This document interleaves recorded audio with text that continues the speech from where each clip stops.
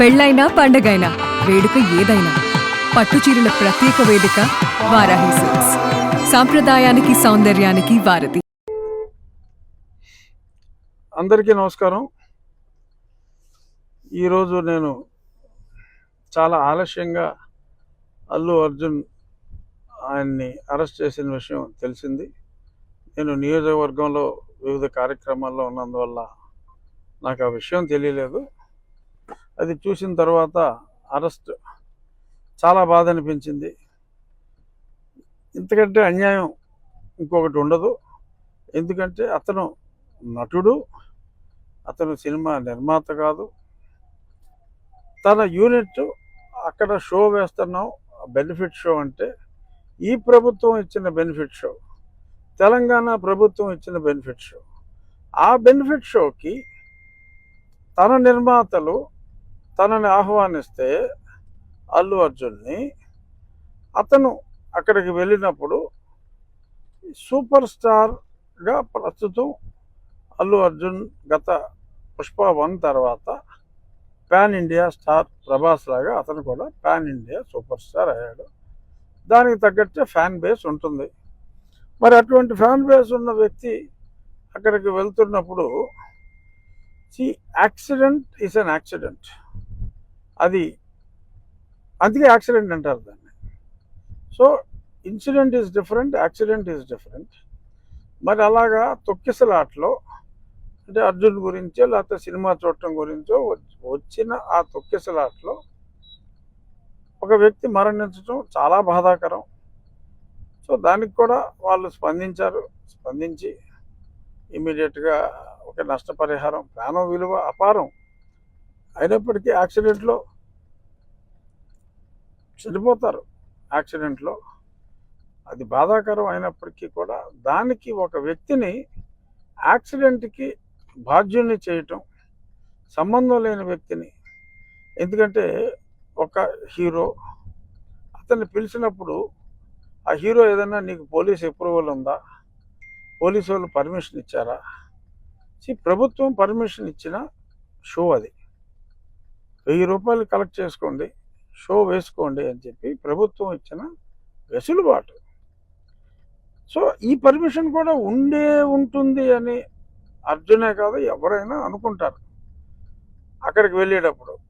So మరి దానికి ఈ రకంగా మరి ఇప్పుడు ఆ జరిగిన సంఘటనకి అర్జున్నే బాధ్యుణ్ణి చేయటం, అర్జున్ని అరెస్ట్ చేసి మరి వాళ్ళ శుక్రవారం నాడు మరి అదే మోడస్ ఆపరాండే గతంలో నా మీద జగన్మోహన్ రెడ్డి ఎక్కువగా జగన్మోహన్ రెడ్డి అవలంబించిన మోడల్ అది.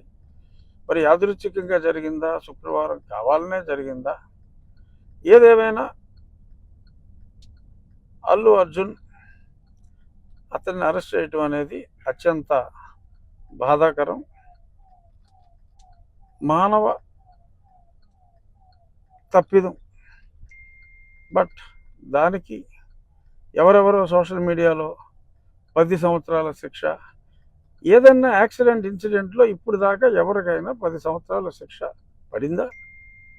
అంటే ఇప్పుడు పడుతుందని కాదు, డెఫినెట్గా నాన్ బెయిలబుల్ సెక్షన్లు పెట్టినా court can give the bail and I'm sure Arjun will get the bail. అందులో ఎటువంటి సందేహం అక్కర్లా. తప్పకుండా అతనికి బెయిల్ వస్తుంది. కానీ ఈ రకంగా మరి చేయటం అనేది ఇంకా సినిమా స్టార్స్ అనేవాళ్ళు ప్రజల్లోకి రావటానికే భయపడే సిచ్యువేషన్ క్రియేట్ అవుతుందేమో అని నాకు అనిపిస్తుంది. ఇది డెఫినెట్గా రేవంత్ రెడ్డి గారి దృష్టికి వెళ్ళే మరి అరెస్ట్ జరిగిందా, ఆయనకి తెలియకుండా జరిగిందో నాకు తెలియదు. ఖచ్చితంగా అల్లు అర్జున్ని he must be released immediately. This is the demand of the public. తప్పు చేస్తే శిక్షించండి. ఆయన ఎవరైనా ఏదైనా హత్య చేస్తే శిక్షించవచ్చు. అంతేగాని ఒక యాక్సిడెంట్ జరిగితే ఆయన గురించే జనం అందరూ వచ్చారు, మీరిచ్చిన అనుమతి వలన ఆ సినిమా చూడటానికి వచ్చారని ఎందుకు అనుకోకూడదు? అలా అనుకుంటే బాధ్యులు ఇంకెవరో అవుతారు. సో దయచేసి my appeal to honourable chief minister of Telangana, దయచేసి ఈ కేసు నేను విన్నా, ఎవరైతే ఆ కంప్లైంట్ ఇచ్చారో ఆ కంప్లైంట్ ఇచ్చిన వ్యక్తి కూడా ఇది సమంజసం కాదు అని ఆ కంప్లైంట్ కూడా విత్డ్రా చేసుకోవటం జరిగిందని కూడా నేను చూశాను.